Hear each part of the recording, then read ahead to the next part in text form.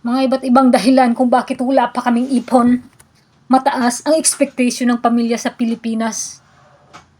Dahil dolyares ang kita, akala ng pamilya ay sobra-sobra na ito, di ba?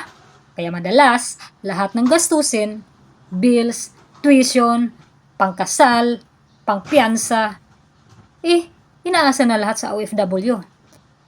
Nagiging human ito yung mga OFW, di ba? Ito pa, utang na loob o cultural pressure.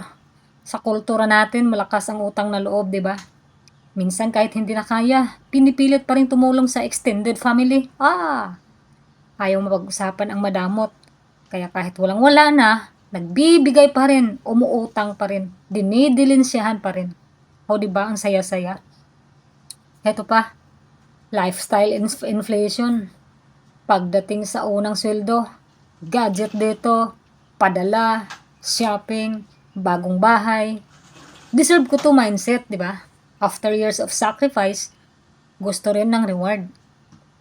Nagiging cycle ng gastos na walang natitira para sa ipon. Ito pa, walang financial literacy.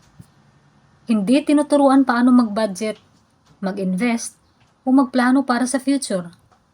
Padala lang ng padala. Pero walang sinusubaybayang budget o goals. Walang emergency fund o retirement fund.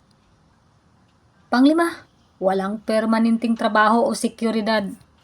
OFW contracts are often short-term, 2 years or less.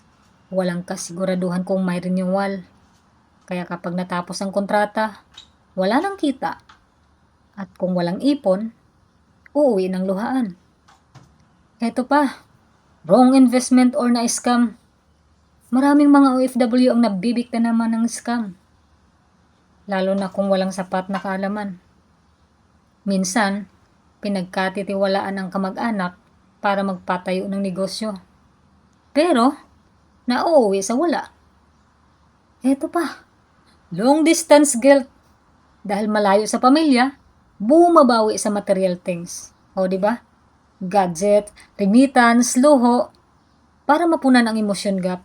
Aba, isang sobrang pagkakamali natin yan. So, paano maaaring makakatulong? Kung OFW ka o may kakilala kang OFW, ito ang mga ilang mungkahi sa atin. Mag-budget bawat buwan at maglaan ng ipon muna bago padala. Mag-aral ng basic financial literacy, budgeting, investing, insurance, at retirement. Siyempre, mag-set ng malinaw na financial goals. Example, 5 taon abroad lang. Tapos, may negosyo na. Mag-usap ng maayos sa pamilya. Ipaliwanag ang mga limitasyon ng kita. O di ba? Sobrang napaka-easy lang sana kung bakit para tayo ay makakapag-ipon. So sa mga pamilya dyan, sa mga hindi naman primarily na dapat kailangan utulungan. Aba, kayod-kayod rin. Hindi na uso ngayon ang utang na loob. Kailangan, dapat kanya-kanya na. Sobra na pagod.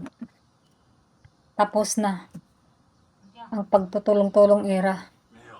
Sarili ko na lang muna rin. Diba? Wala naman sigurong masama kung uunahin din namin ang sarili namin dito. Kasi nag-iisa lang kami rito. Kung ano mang mangyayari sa amin, sarili lang din namin ang aming inaasahan.